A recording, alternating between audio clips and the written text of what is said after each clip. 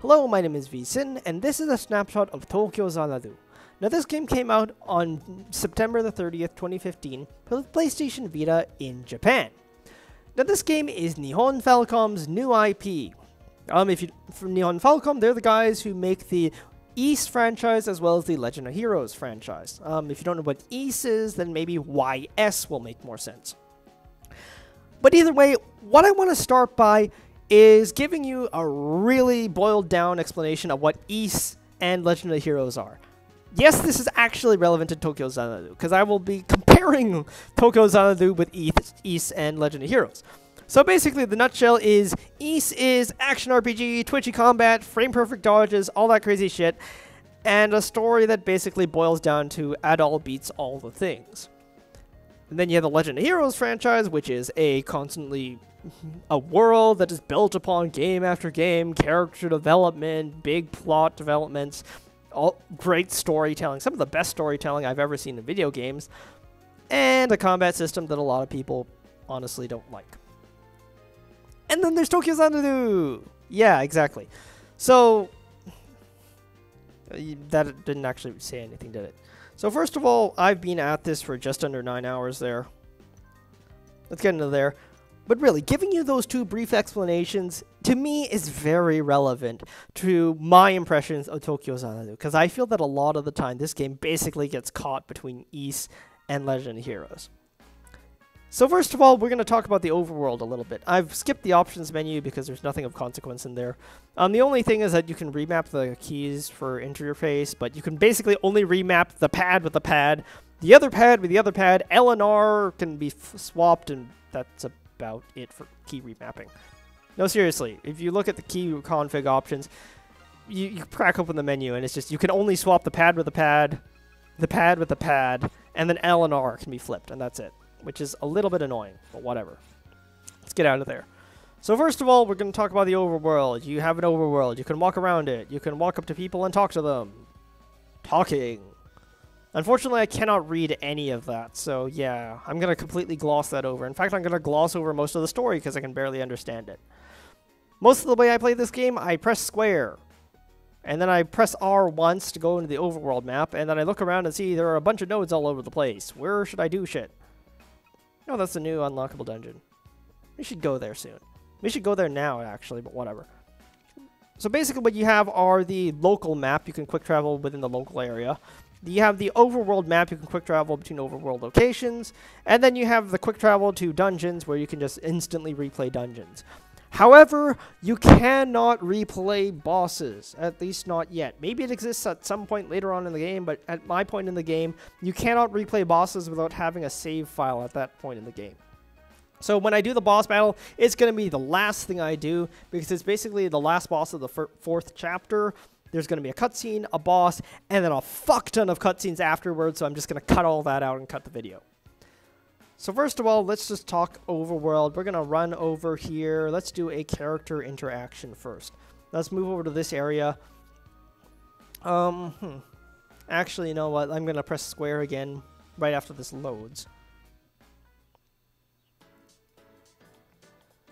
So basically, if you look at this map, what you'll see are a whole bunch of different heads as well as yellow exclamation marks. Now, during the free time point of the game, where you can just kind of run around and do whatever the fuck you want to, free time, you see those yellow exclamation marks, you can talk to those characters, and basically you go through a little character cutscene, and then you build relationship points with them. That's basically how it works. So we have Sora over here. She is awesome. Just saying, whatever. And let's just talk to her. I have no idea what's going on here. Something, something, let's hang out together. Yeah, if you know Japanese, you can probably actually read this, and I'm probably going too fast for you to read it, but whatever. And you will use one free time point up. So you see that little glimmer on the right side. You can only talk to 2 people for free time. If you can actually gain additional free time points if you do the chapter's free dungeon for the first time, then you will get another free time point. But whatever. I'll shut up for a bit.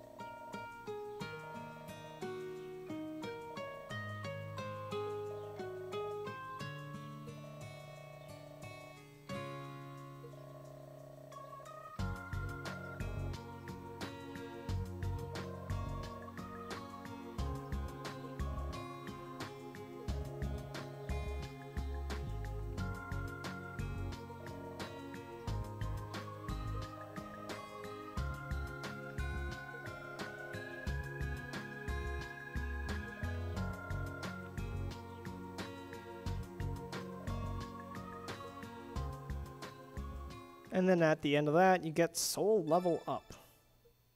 Soul point up. In this case, you basically gain soul points. Gain enough soul points, you have your special abilities in dungeons improved. In this case, so far, it's unlocked like cross boost something or another. It also lets you do special skills during... sorry. Special skills, and then basically when you use your special, then someone else can come in. But you know what? Enough talk. First of all, let's run off to the mall real quick so we can get that dungeon unlocked and can run around in there for a bit. And then after that, we'll do the final boss that'll also show off a cutscene. So let's see. Basically what happens is that when you're in a dungeon area, an area with a dungeon, you can run around, and if you're in the right area, then you will get a little indicator in the top left-hand corner. Searching, success, and then it's basically just a game of where's the thing? Here? No.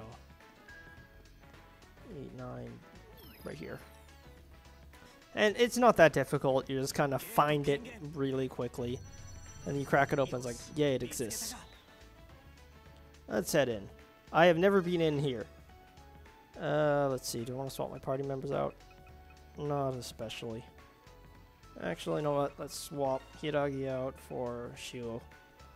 Okay, and I want to quickly change him. Your main character, Ko, can actually switch out his element for whatever the fuck else you want. In this case, I can change it to Ice if I so desire. He seems to be the only character who can do this so far. Like, nobody else can do it. And in terms of the story, it kind of just... He can because he can. Which is some really flimsy-ass justification, but whatever. No, anyways, I have 3 different elements there. Those will matter in a second. Ice, fire, wind. Let's get in here. Try this out for the first time. The score is going to suck because I'm going to be explaining stuff a bit, but that's okay. Oh, first of all, let's start by swinging a sword again, and swinging it again. Basic attack, circle. You have a basic combo with it. You press square, you do a ranged attack.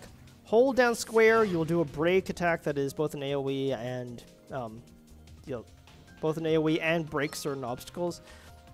Aerials, you can do aerial circle attacks. Combo length depends on character, as well as aerial charge attack. Jump and press square. You have a double jump. And then character swapping. For character swapping, press triangle, and you'll swap between the characters on the right side of the screen. If you want to swap with the support character in the bottom left, it by default is right on the D-pad. Well, you can swap as you please. This thing also has a fuck ton of menus. Let's get into a couple of them first. No, that's not the menu I wanted. I don't really care about this menu. It's mostly just a shop. Like, yeah, you can buy generic shit. And then you can buy craft generic upgrades. Let's just sell all my gems off. Basically, gems are the monster drop. You can sell them for yen. That's about it. And yen is the actual currency used to sell shit. Let's go into the customization menu, and I will show you around here properly this time. So what you have here, if you've played The Legend of Heroes, you have basically the exact same upgrade system. No, it's literally the same thing. You have this, you can gradually unlock the slots as you go.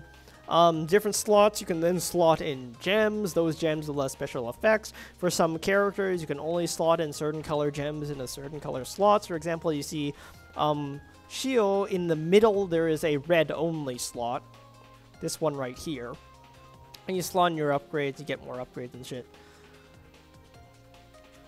You can also have body armor, shoes, and 2 accessories that also modify your stats. You do have a few costumes that you can put on, but like these glasses, but I don't bother with them. Let's see here. You can also upgrade what are basically your basic attacks. Sorry again. And you can just upgrade the potency and they do more shit and stuff. Let's just get the upgrades flowing. Because I forgot to upgrade all this stuff earlier. Can I unlock any slots? I don't think so. Yeah, I don't think so. That's about it. Let's get out of here. Start running around the dungeon. Tap L to lock onto targets. Now, what you'll see is the element weakness. Oh, shit. Basically, the general idea is you want to pick the character with the correct element, get the elemental kill. Elemental kill will increase your score at the end of the dungeon. Yeah, I keep talking about score. Score actually matters quite a bit. At least in terms of shit that you get after the fact. I probably should not have broken those boxes, but whatever. Ah, damn, I don't have any Thunder Element.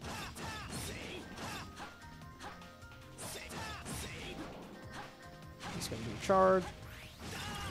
Accidentally hit the switch, that's okay.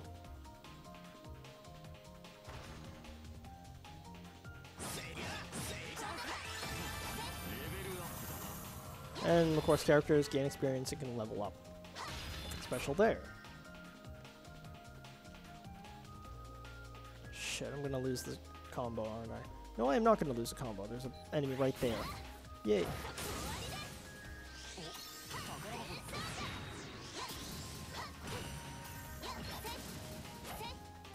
Also, when your characters will mark stuff like, hey, it's my turn to do the elemental weakness attack, or hey, there's a chest over here. Basically, just punch the chest and crack it open that way. Quickly punch these boxes to extend my combo. I swear that is the primary purpose of all these boxes. Yeah, unfortunately, dodging by default has no invulnerability. I think there is an invulnerability for him right at the start of the dodge, but I can't do it with any consistency at all because I suck. Let's punch this one in the corner. Ignore the other one so I can extend my combo later.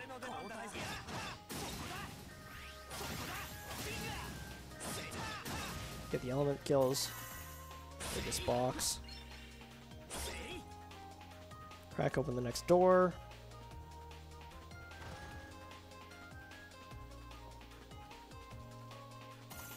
Crack open the next box.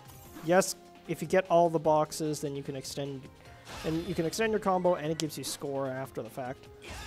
Crack that open for my X drive. Now this will probably be a... Yep, of course it is.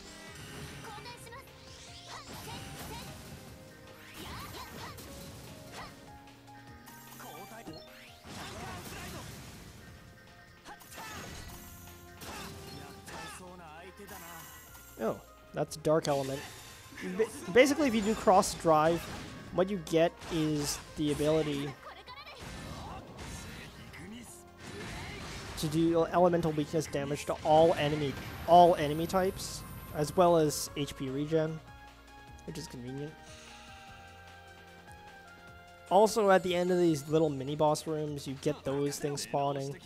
Those are basically other treasure chests. I have any other boxes running around. Gotta get all the boxes! Because this game is honestly a bit of a completionist game when it comes to dungeons. Crack this box. Alright. Get this with the ice element. Punch this with Hatsumaki Senpuken. Where the fuck did it go? There we go. I should really be doing more aerial kills, but I'm too damn lazy.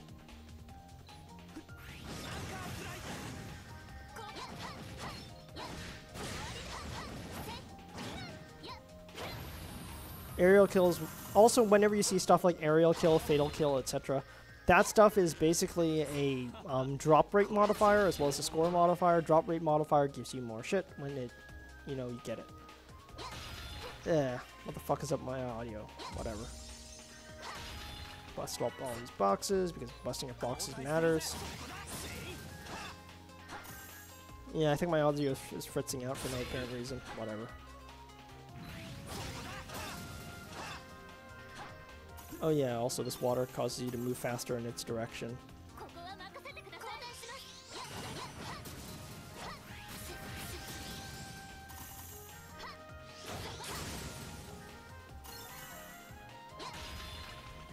Punch all the boxes.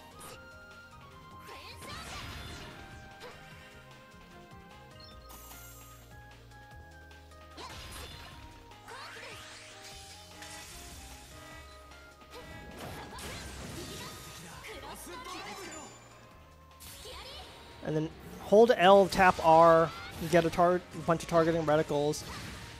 Do it properly, and you will get the special skill. If you have a certain soul level, then you can get your high soul level partner to also join in on the attack. Then they will join the special attack, and it will do tons of damage to everything.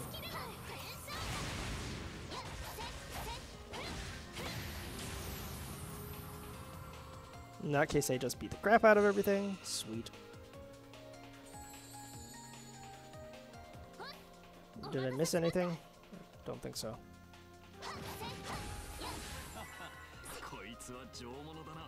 And that's about it. Afterwards, there's this thing. This is basically a random loot generator. You punch it once to spin it. Punch it a second time and get your loot. So I got 5 stars. That's second highest rating. Sweet. And then afterwards, it tallies up your score. If you're over 2,000 points, you get an S rank, which is a little bit, honestly, kind of relaxed, but whatever. And then crap you at the other side. It's like, yay, you did well. But honestly, most of the dungeons look like that. I'm not even kidding. Most of the dungeons actually look like that. It's a corridor, you punch boxes, you punch monsters, you punch boxes, you punch monsters, you find treasure chests. For some of them, you can do stuff like the charge attack to break down walls, but honestly, all the dungeons are really samey. Like, I could probably run you through another dungeon right now. Actually, you know what? Let's just do that. I'm going to show you a lower level free dungeon, because I can. I'll just use the same party, because why not?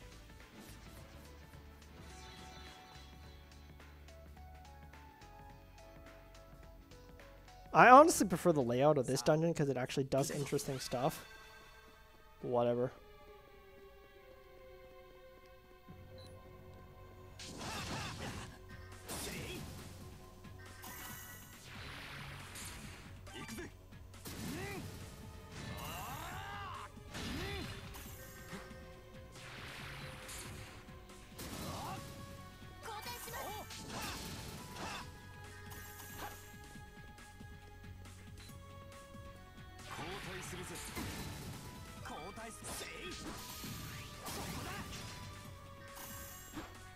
Ignore all boxes for now.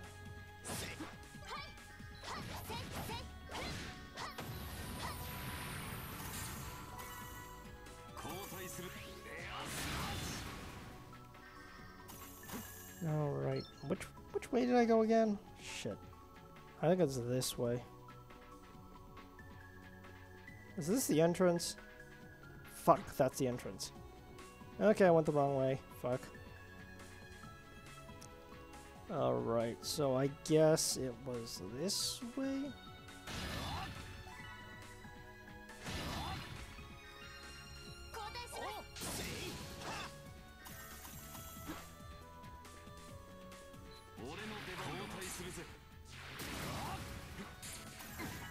Missed that guy in the corner.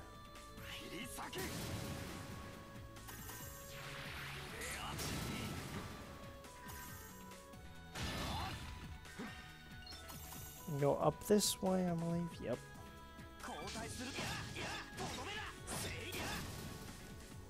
Crap out of this guy with the correct element. Move on to the next one. Chain kill, yay.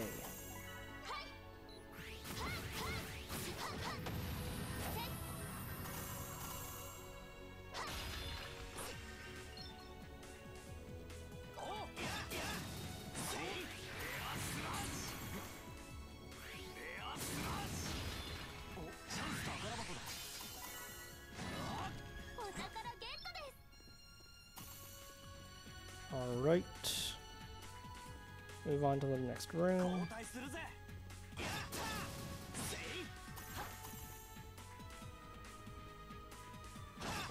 Too lazy to get the other guy out. Fuck it.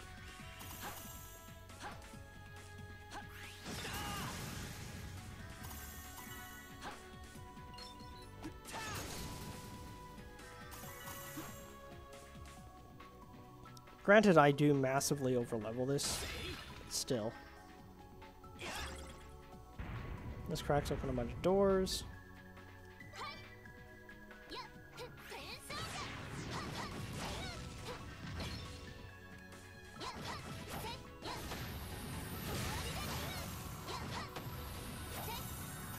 And then there are a bunch of other things over here. If I remember correctly, this one is a treasure chest. Oops. Whatever.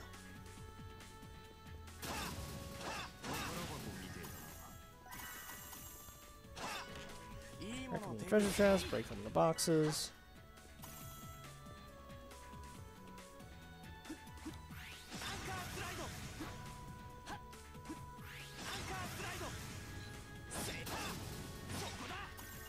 Hit the other switch.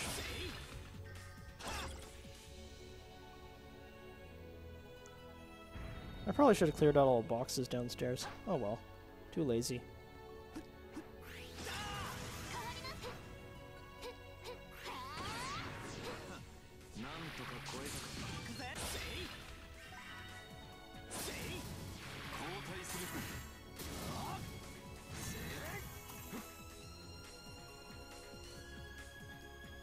Let's zoom through all this stuff.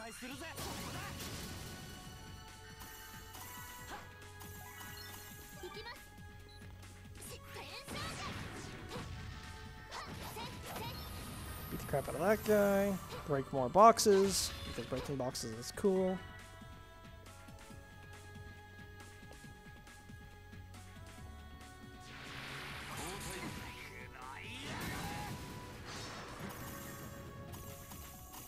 Pick up all the gems, because gems are money.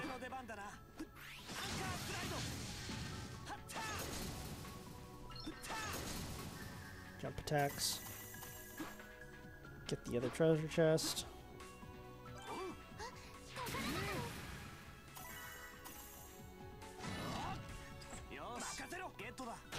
More boxes.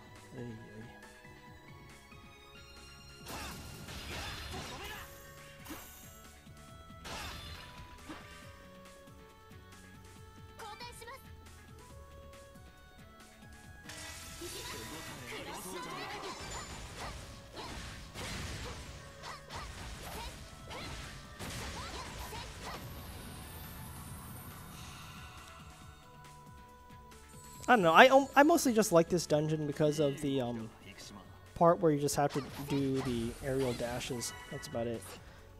But I think the first thing you'll notice is that these dungeons look basically fucking identical, which is, I think, one of the big problems with a lot of the dungeon crawling experience. And to me, the thing about the nearly identical dungeons is that I feel that it's supposed to be encouraging maximum score, like never getting hit, getting all your elemental kills, blah, blah, blah, blah, blah, blah. I feel that this is what the game's trying to emphasize, because the combat between characters honestly feels really samey. It's just like you have your mash attack, and then you have your ranged attack, and then your dash attack. And, like, sure, I'm at the point where, like, someone like Shio is reasonably distinct from the rest of the cast, but on the whole, everyone is really samey in their combat. Now, with all that said and done, we're going to do one last thing, which is the boss. So I'm going to have to load a different file this time around. This one right here. And I'm going to use, hey, the exact same party, with a slightly different layout, but whatever. We're going to see a cutscene, then we're going to see a boss, and then I'm going to talk over the rest of it and discuss what the hell I think about this game.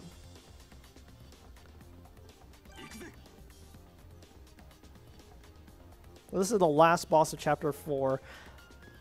Spoilers ahead, I guess, though.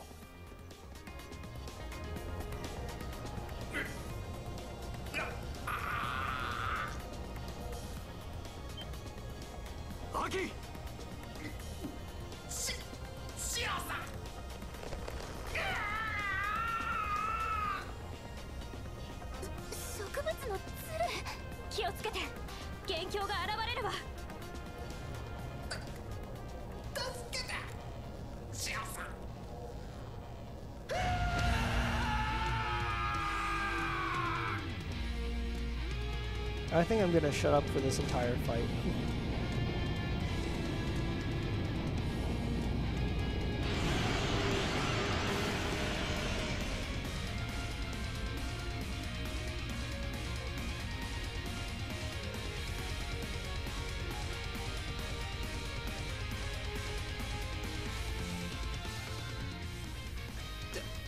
でかすぎでしょ。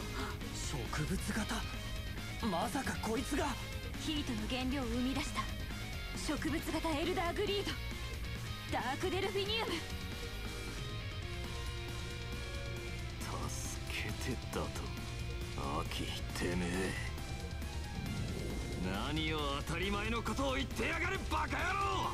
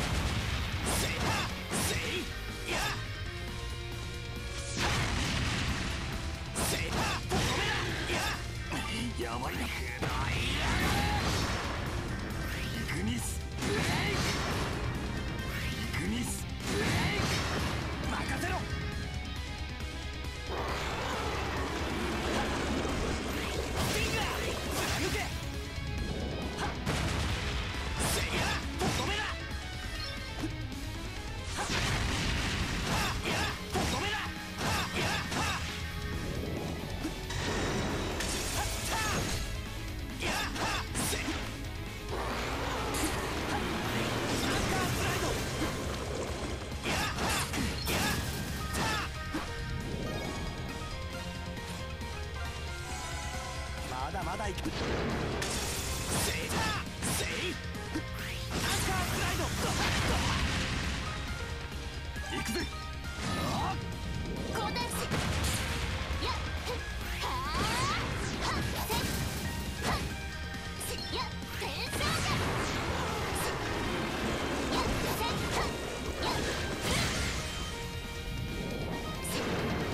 やっほらほらまだ行くぜ。クロスドライブでやっ終わりでやっ転送者やっはっせやっゴーライで交代してないや。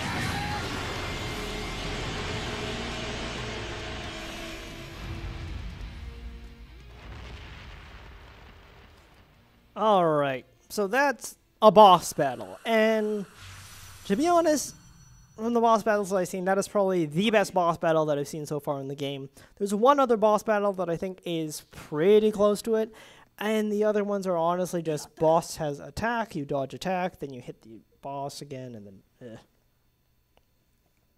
I mean, most of the bosses in this game are basically oversized regular enemies. Some of them will challenge you in like ways that challenge your ability to make decisions, to avoid mechanics, and so forth and so on. Like this one, for example, like makes you jump high, avoid jumping high, dash over the thing, kill the ads that spawn. And then there are other boss battles, which is just a whole bunch of ads and a boss firing shots at you all the time, which is really, really boring. There's another boss that just kind of has a ton of attacks. It's just like attacks, and then you just kind of had to back off a lot sooner than normal. There's one that spawns a whole bunch of things around the room, which you have to break repeatedly, which is still kind of boring because you just run around hitting stuff repeatedly. And by the time you figure out what the actual strategy is, you end up ignoring the boss half the time, which is really stupid. I know it's kind of hard to describe bosses, but like that there was probably the best example I could have given, honestly. And I'm actually just going to stop here because there's way too many spoilers past this point. But like overall, I would say that the dungeons themselves are exceedingly samey. I mean, they visually look different, but in terms of layout, they're basically the same fucking thing. You go from room to room, kill stuff in your way, pick the right element, break boxes, open chests, break down barricades, hit switches, kill more stuff, get through a room, collect fat loot. I have seen no actual real mechanical variety in the dungeons. They're kind of just, well, speedrun fests where you're supposed to know exactly where everything is and just kind of hit everything in a perfect sequence so that you get the big combo and the big stats and all that crazy shit. But on their own, the dungeons are honestly like a really poorly made roguelike sort of thing where it feels like it's procedurally generated, only it's not, which is the problem. So yeah, overall, like, you have a pretty solid combat system. It's not as twitchy as East, but it's there. It's solid. And then you have dungeons that, like, barely challenge it, and you're only kind of there to be speed running. And then bosses, which maybe they'll get better later on, but the bulk of the bosses that I've run into so far are incredibly boring. I mean, to the point where they have no mechanics apart from attacking you boring. And yes, you just saw that boss. That boss was really good, and maybe there are a lot more better bosses later on in the game, but early on, the impression is just like, wow, there's no fucking variety here. There's nothing here to wow me. There's nothing here to make me scared. There's nothing here that challenges my ability to play the game. From the standpoint of the story, what I would also say is that I'm just getting a very generic anime vibe from it. Maybe the specific details are different, so like, oh, there's this evil nemesis thing, and there are gates and demons born from your thoughts or some shit like that, and then there are character archetypes, and everyone's an archetype, and I don't know, the story doesn't seem anything special. It seems like very standard tropey shonen stuff, to be honest. Of course, I can't really understand the Japanese, but overall the story seems extremely tropey. And it doesn't seem to go past the tropes like something like, say, Persona does, where Persona goes past the tropes. Or something like Legend of Heroes goes, where they will take something that appears to be a trope and then really break it down and give character to it. And it doesn't feel like, at least so far, like Tokyo Xanadu has really gone beyond the trope yet. It's just tropes. The trope exists. Hey, I'm being tropey. Move on to the next trope. I don't know. That's what it feels like to me. It doesn't feel like there's that much development. I granted, Ko and Hiragi. I keep calling her Hiragi because Ko always calls her Hiragi. Those two seem like they could have a lot more in-depth character development. They seem to be the two main characters of the game, even though I really like using Sora because Sora is awesome. But like, from a gameplay standpoint, let me put it this way. From a gameplay standpoint, you take Isa's twitchiness, tone down the twitchiness, gut the dungeon component, and have sort of pretty good bosses sometimes. And then from the storytelling perspective, you have a varied cast like Legend of Heroes, but then don't really have any of the character development, or at least any hint that you might be moving towards that character development. So you're kind of caught in the middle, and you end up with a game that's oddly generic. Like, again, the dungeon running is really samey over time. The bosses are pretty good, but the dungeon running itself gets really samey. And then you get to the, sorry, and I don't know. I'm just going to TLDR it right here. Basically, you take Ys, you take Legend of Heroes, you forcibly smash them together, sort of dust off the edges, and to me, that's the result of Tokyo Xanadu. Import, fuck no. There's absolute fucking no. If there is something good about the story, you wouldn't be able to understand it if you import it. And from a pure gameplay perspective, I don't think it's really worth it because, again, dungeons so samey. Why? Bosses are pretty good, though. The good bosses are good, and the bad bosses are really boring, though. In terms of hassling XC to get this localized, I would probably say yes. I mean, in terms of like the mashup of mashing East sort of and Legend of Heroes sort of, and sort of having an overarching Persona 3, Persona 4 motif, that's something that the Vita doesn't have a ton of. You know, and overall, it's like the sort of thing where, like, I think it is still worth hassling Exceed for, but like I wouldn't really go over the top with it. It doesn't feel like a great game, nor does it feel like it took the necessary risks to show the promise of eventually becoming a great game. It's kind of just a game that takes other games, puts them together, does a decent job of polishing them up, and then you get Tokyo Xanadu. So TLDR to the TLDR, it's okay, it's pretty good, not worth an import, might be worth hassling Xseed, but like don't bother importing. Okay gameplay, okay story, that's about it. My name is Vin Vincent, thanks for watching.